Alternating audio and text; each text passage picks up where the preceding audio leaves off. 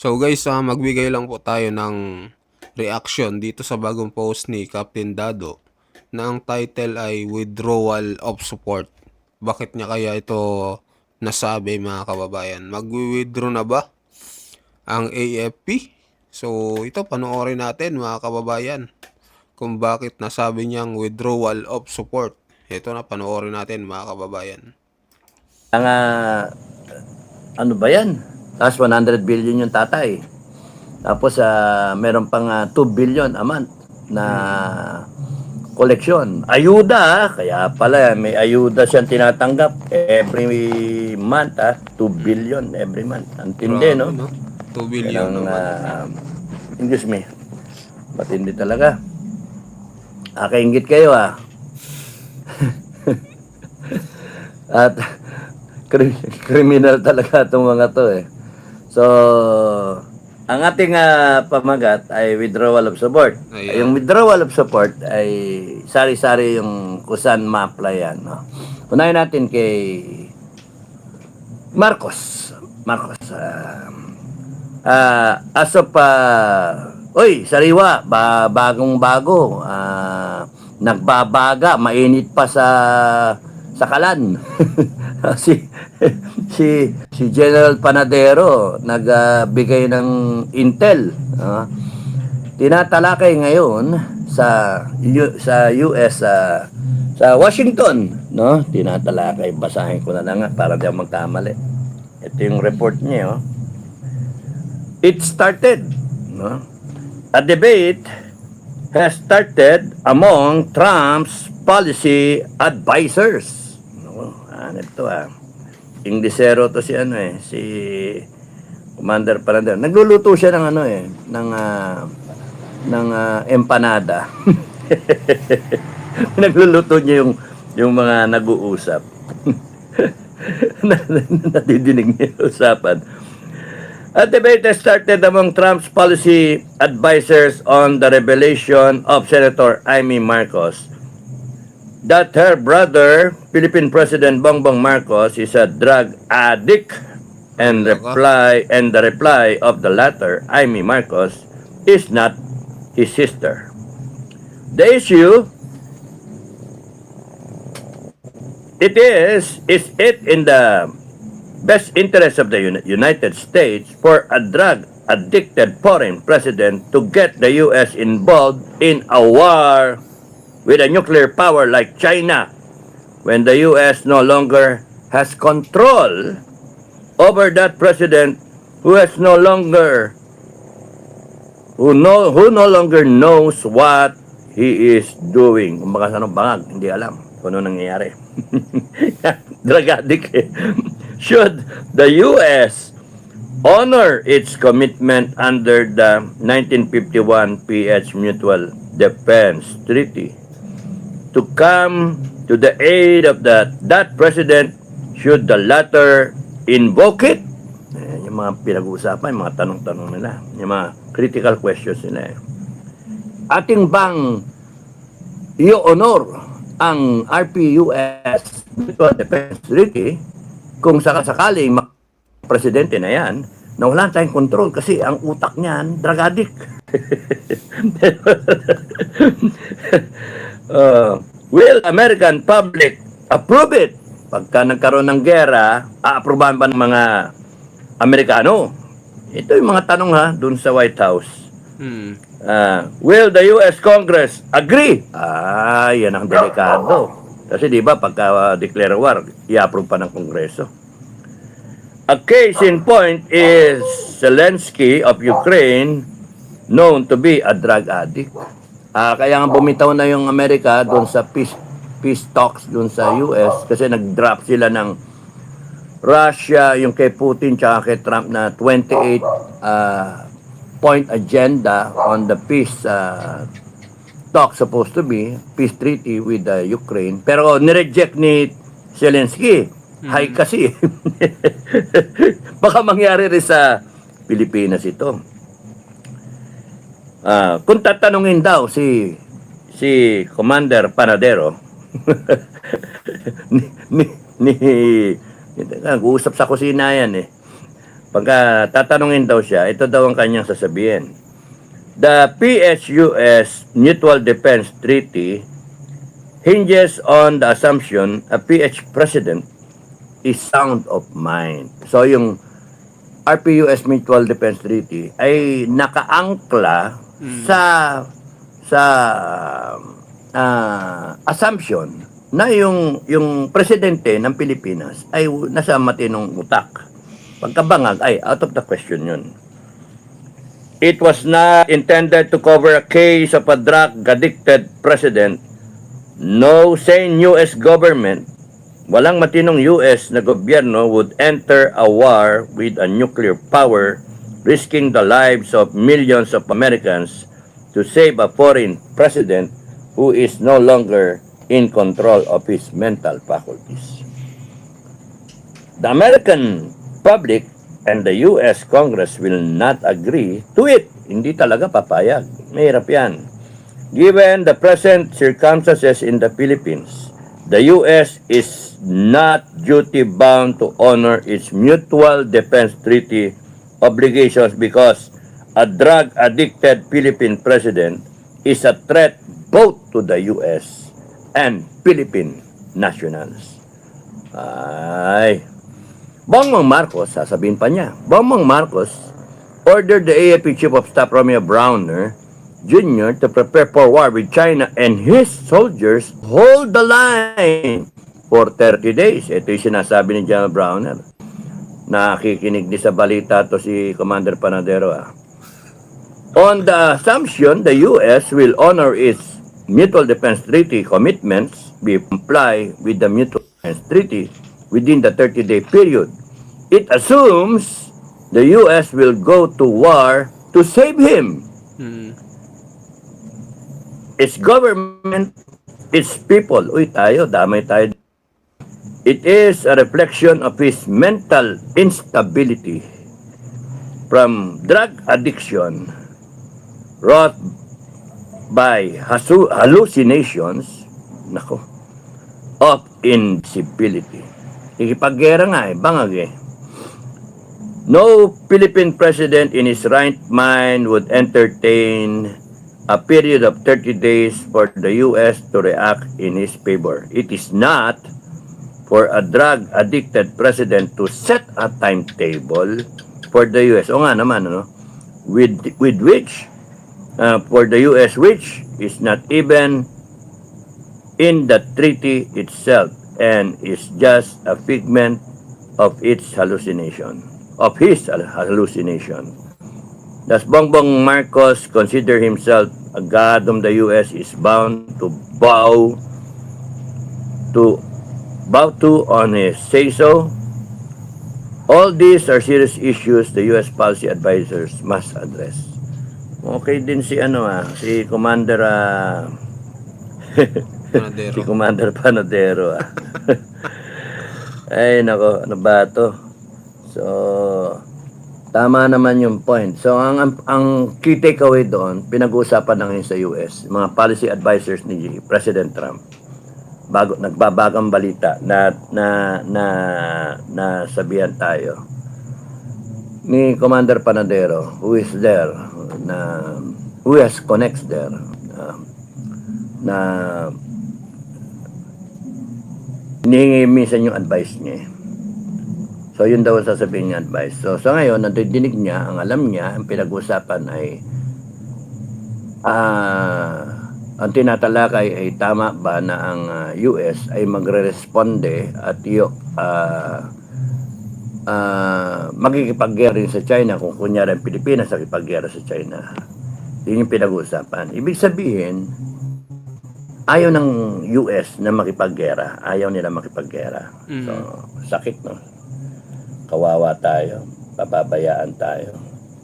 Kasi ang issue dyan, yung kung walang addiction ng presidente, kung walang question sa pagdodroga, okay lang. So, pagkakatiwalaan kung ano may iniisip niya, makipaggera siya, walang problema. Pero may issue kasi sa sinabi ni Amy na nalaman ng mga Amerikano. Naku. Kaya, yun. So, yung suporta ng US kay BBM, malabo. Malabo. Mukhang nagbago na Delikado dahil sa tayo sinabi ni Senator pagka Amy. isinubo tayo sa gera. USB. Tapos ito pa, sabihin ko na rin to, si Rafael Escabal. Rafael Escabal. Nag-comment siya. Hello sir, salamat sa salamat sa heart mong reply noong isang vlog mo. Ipaabot ko lang itong statement ng isang malaking opisyal ng bansa natin during Tonying interview. Ang sabi, maraming gumagamit ng constitutional provisions na ang armed forces ay protector of the people and the state. Walang nakasaad doon na makialam sa trabaho ng iba at humuhusga ang armed forces of the Philippines sa isang political at judicial contest. What is your comment on this? Thank you, sir. Thank you for asking that question, Rafael Escabal. Escabal. Thank you. Malinaw yung konstitusyon na ang AFP ay protector of the people and the state. And that's how it was worded dun sa constitution. Kinoment ko na yan dati sa sa ibang vlog.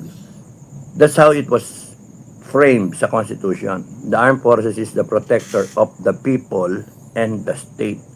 Maliwanag na nauna yung people, tapos sumunod yung and the state. So kung titignan mo yung lalim, yung timbang, mas matindi yung protector ka ng people and the state. The people is priority over the state. The state is the people.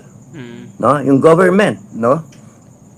Nandun yung estado dahil sa taong bayan. Kaya nga, it is worded, you have to look at it understand it, the armed forces is the protector of the people and the state. That's how it is in the iba ginagawa ni interchange. The AFP is the protector of the state and the people. That's not how it was written sa Constitution. Ang nakalagay doon, the people, thank you the people and the state, no? So talagang mas mahalaga yung tao. Ngayon ang tinatanong, yung sinasabi nitong sorry, pero parang pilosopo pa. Wala naman sinasabi dyan na makipag-judge ang AFP sa bangayan ng politik. Hindi na kinakailangan ng ganun. Malinaw yun, protector of the people in the state. How will you protect the people? Are you able to protect the people kung kunyari ninanakawan ng Pilipinas tapos wala pa kayong ginagawa? Na poprotektahan nyo ba yung Pilipinas na nababadya na yung gera, 30 days kayo mag-iisip na magkikipaglaban, hintayin niyo Amerikano. Ngayon, nag-uusap yung mga Amerikano, ay, anong gagawin natin?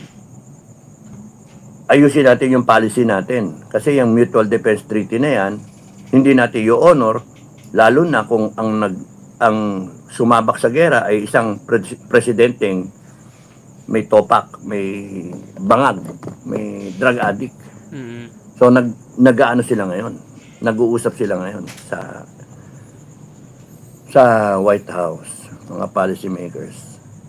So, eventually magkakaroon niya ng stand ang mga puti kasi iniiwasan nila na magkaroon ng gera.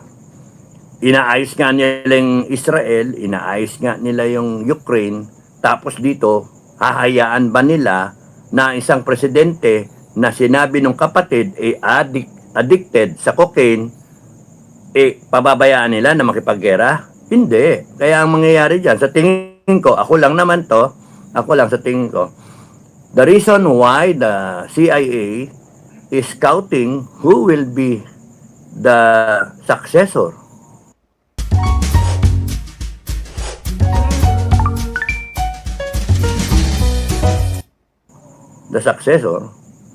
ay precisely because alam nila, may ebidensya sila na itong presidente ay addict. Tapos alam din nila na mastermind sa pinakamalaking nakawan sa history ng Pilipinas.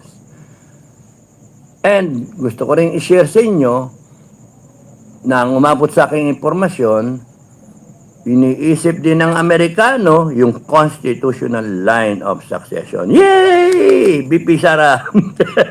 Patay. Yun yung maganda. O, iyak dyan yung mga hunta-hunta eh. Iniisip din ng Amerika na parang okay din na si BP Inday Sara ang sumunod because nakalagay naman sa konstitusyon na ang BP ang direct line na priority sa succession. Okay yan na, kino-consider ng Amerikano. Ibig sabihin, dapat din nyo kino-consider. Yan yung batas namin. yun yung konstitusyon namin. Pero nung natinig ko yun, tawa ko ng tawa. Wala kayong magawa. Wala kayong kasi natakot sila, baka matanggal yung basis nila. Kasi si Inday Sara, baka iba yung mood, no? Pero hindi, diplomatic yan. Diplomatic si Inday. So, ang gusto niyan, friends to all, enemy to none.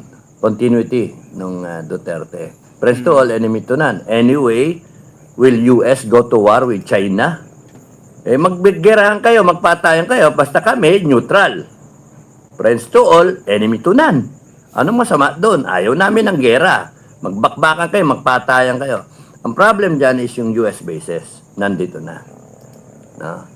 Ang ginagamit yung US bases, parang pamorma, may mga nakatutok nga daw missiles papuntang aabot sa China.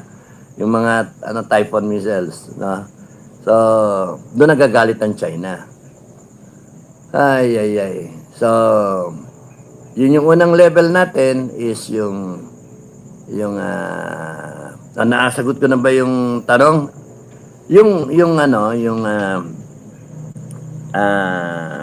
Trabaho ng armed forces, napakasimple, napakalinaw. You know, one thing good about the Constitution is in its simplicity, it did not have to explain because it's self-explanatory.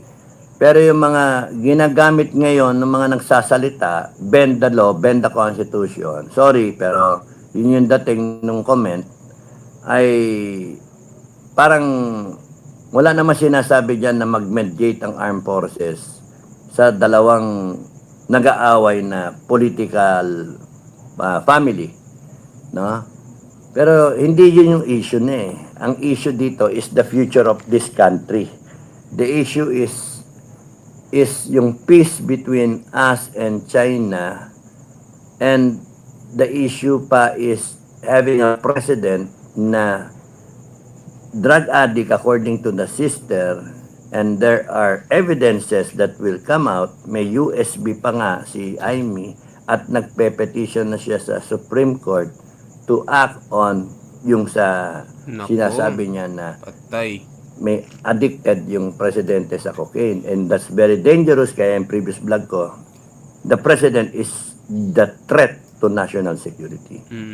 Hindi mo pwedeng baliwalain having a president that is a threat to national security because of his drug addiction.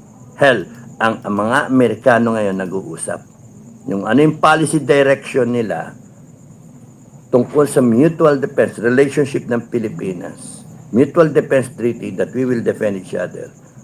Pero iniisip nila, hindi dapat ito i-honor kasi ang proposition dun sa yung intent ng mutual defense treaty is nakaangkla na parehong matino yung mga presidente kasi sila ang magde-declare ng gera.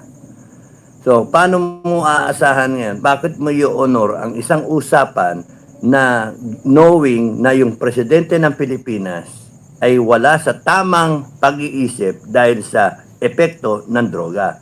Yun ang pinag-usapan nila ngayon. That's why, parang lumalabas, may withdrawal of support ang kano, hindi na ironclad na pinagsasabi no ni Biden. Ngayon, ang pinag-uusapan. Ibig sabihin, importante talaga kung sa Amerika importante na ang presidente ng Pilipinas ay hindi dapat lulun sa droga. Kasi ang Amerika, kinakalaban ang mga drug cartel at mga sindikato sa droga. Kinakalaban nila. At tapos nun, binitawan nila si Zelensky na siyang isa pang sinasabi nila na lulun sa droga.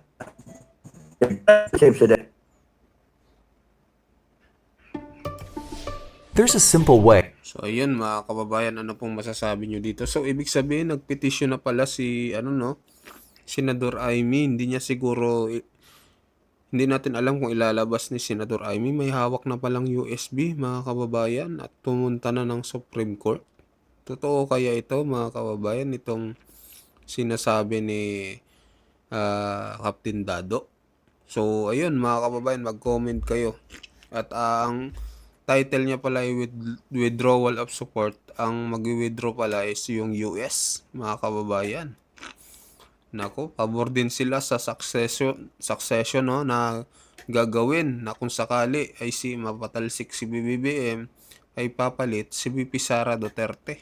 Nako, mga kababayan, mukhang mangyayari na no, yun ang kinakatakutan ng mga supporters ni BBM, mga kababayan. So, kailan kaya ito magaganap? So, mag-comment kayo, mag-like at mag-subscribe, at sa bagong pasok dyan, pa-subscribe ng ating channel. Hindi na natin tatapusin yung video yung live ni Captain Dado, mahaba na kasi mga kababayan. So, maraming salamat po sa inyong lahat.